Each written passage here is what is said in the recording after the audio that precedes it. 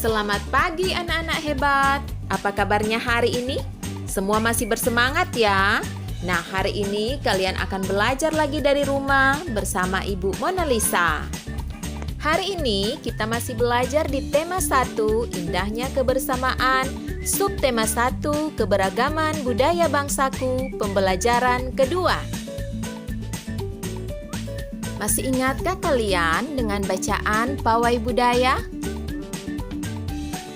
Menyaksikan pawai budaya membuat Edo semakin kagum akan keberagaman budaya di Indonesia. Inginkah kamu mengetahui keberagaman budaya Indonesia lainnya? Ayo kita cari tahu bersama. Indonesia adalah negara yang kaya akan keberagaman. Keberagaman itu dapat kita lihat dari segi agama, dari segi suku bangsa, dari banyaknya rumah adat, dari banyaknya lagu daerah, makanan khas, senjata tradisional, alat musik, bahkan tarian daerah. Nah, kali ini kita akan belajar mengenai keberagaman Indonesia dari sisi tariannya. Nah, kalau di daerah kita ada tarian Maengket, tarian Kabasaran. Nah, kali ini kita akan belajar tarian dari daerah Aceh, namanya tarian Bungong Jumpa. Bungong Jumpa itu berarti bunga cempaka, dan bunga cempaka ini biasanya digunakan sebagai hiasan di istana-istana atau Kesultanan Aceh. Dan kemudian dibuatlah tarian penyambutan yang diberi nama sesuai nama bunga cempaka, Bungong Jumpa. Tarian ini dibagi dalam 2 gerakan, gerakan saat berdiri dan saat duduk. Kali ini kita akan mempelajari gerakan saat berdiri. Gerakan pertama atau gerakan A dilakukan dengan kedua tangan di atas, kaki jinjit, kemudian hentakkan 2 kali. Ke kanan 2 kali, kemudian dibalas ke kiri 2 kali. Lakukan dalam hitungan 4 kali 8. Gerakan kedua atau gerakan B, tubuh menghadap serong ke kanan. Kedua jari rapat kemudian ditarik ke atas. Kaki kanan maju sedikit ke depan. Tangan ditarik ke bawah, kemudian kaki kanan mundur. Kemudian balas menghadap serong ke kiri. Kedua jari rapat ditarik ke atas, kaki kiri ke depan. Bergantian kanan dan kiri sebanyak 2 kali. Lakukan dalam hitungan 2 kali 8. Gerakan ketiga atau gerakan C dilakukan sama persis seperti gerakan kedua atau gerakan B. Lakukan juga dalam hitungan yang sama 2 kali 8. Selanjutnya, gerakan keempat atau gerakan D.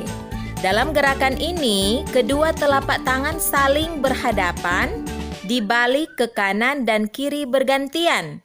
Kaki berjalan di tempat sambil diayun.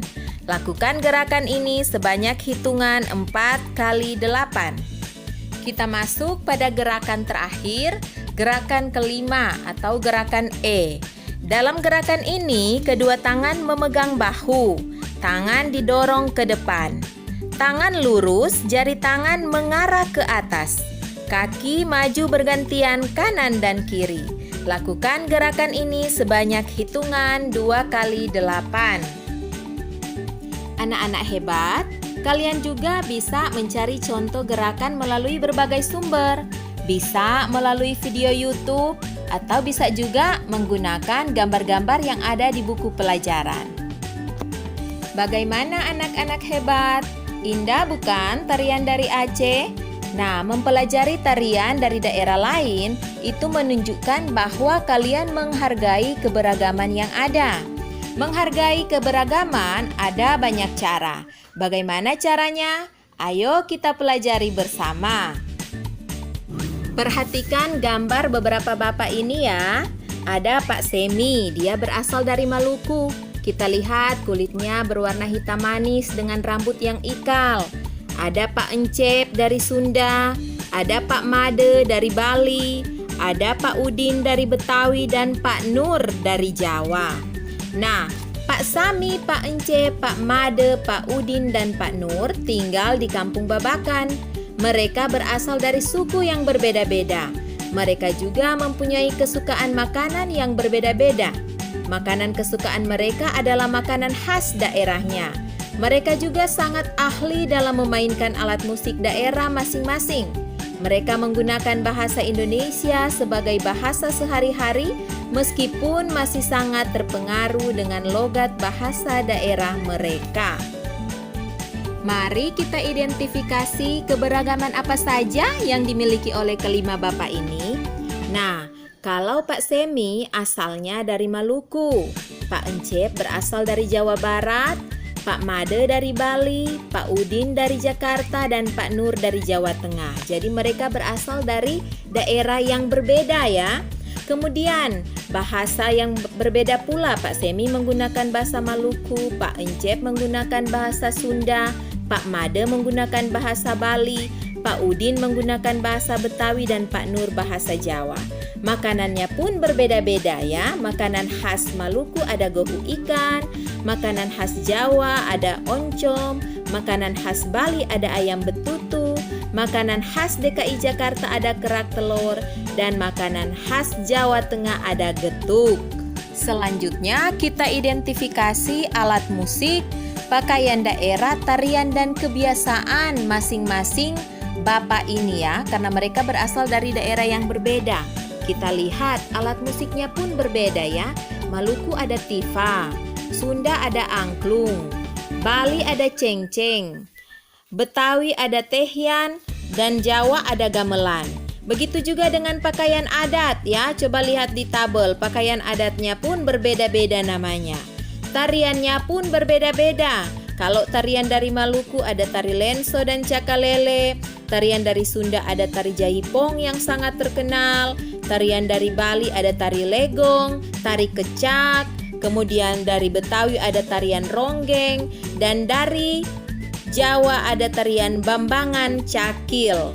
Nah, kebiasaannya, apa kebiasaan? Kalau dari Maluku ada kalwedo, dari Sunda ada serentaun, kalau dari Bali ada kebiasaan adat ya, ngaben ya. Kemudian dari Betawi ada palang pintu, dan dari Jawa ada miltoni. Kelima bapak ini merupakan contoh keberagaman masyarakat yang ada di Indonesia. Mereka berbeda latar belakangnya, berbeda kebudayaannya, berbeda asalnya. Tetapi apakah perbedaan mereka membuat mereka saling berjauhan atau saling bermusuhan? Tentu saja tidak. Mereka hidup berdampingan dengan baik. Ingin tahu cerita tentang mereka? Yuk kita simak bersama ya. Ayo kita baca bersama teks berikut. Siap menghadapi musim hujan. Musim hujan hampir tiba. Warga desa Kampung Babakan berdiskusi untuk melakukan kerja bakti. Mereka berencana membersihkan selokan. Mereka sepakat ketika selokan bersih, warga tidak akan kebanjiran. Pagi itu, semua warga terlihat sangat bersemangat membersihkan selokan. Pak Sami dan Pak Udin sibuk mengambil sampah yang ada di dalam selokan. Pak Made dan Pak Udin memastikan saluran selokan lancar. Pak Nur mengambil sampah-sampah dan meletakkannya di gerobak sampah. Setelah acara kerja bakti selesai, warga berkumpul untuk menikmati teh hangat dan pisang goreng. Makanan tersebut dimasak oleh warga ibu-ibu. Mereka senang karena selokan desa sudah bersih. Kini mereka siap menghadapi musim hujan. Anak-anak hebat, dari bacaan ini kita bisa mengambil kesimpulan bahwa sekalipun bapak-bapak ini berasal dari latar belakang yang berbeda, mereka tetap bisa hidup berdampingan dengan rukun, dengan baik, saling bergotong royong dan bekerja sama. Bukan hanya bapak-bapak ini saja, tetapi seluruh keluarga mereka. Mereka bisa menyesuaikan diri, bisa menghargai perbedaan, bisa menerima perbedaan, sehingga yang tercipta adalah rasa persaudaraan, rasa persatuan dan kesatuan yang pada akhirnya menciptakan kedamaian. Negara Indonesia adalah negara yang sangat beragam. Dan keberagaman ini merupakan kekayaan bangsa Indonesia. Perhatikanlah pelangi. Pelangi nampak indah dipandang mata karena terdiri dari berbagai banyak warna. Bayangkan jika pelangi hanya terdiri dari warna merah saja atau hanya dari warna biru saja. Pasti akan sangat membosankan, bukan? Oleh karena itu kita harus bersyukur karena segala perbedaan yang ada di negara Indonesia mempersatukan kita dalam persatuan dan kesatuan dan membuat kita kaya dalam banyak hal. Setiap orang pasti berbeda dengan orang lain, baik warna kulit, baik cara pandangnya, ataupun idenya. Keberagaman adalah ciptaan Tuhan yang Maha Esa. Kita harus mensyukurinya. Mari kita hidup berdampingan dengan rukun satu dengan yang lain. Jangan pernah menganggap bahwa kebudayaan daerah sendiri jauh lebih hebat dari daerah lain. Karena sesungguhnya kita semua adalah satu. Kita adalah warga negara Indonesia yang terikat dengan persatuan dan kesatuan. Sampai di sini pembahasan materi kita. Akan ada tugas-tugas yang akan Ibu berikan dan sampai jumpa di pembelajaran selanjutnya ya.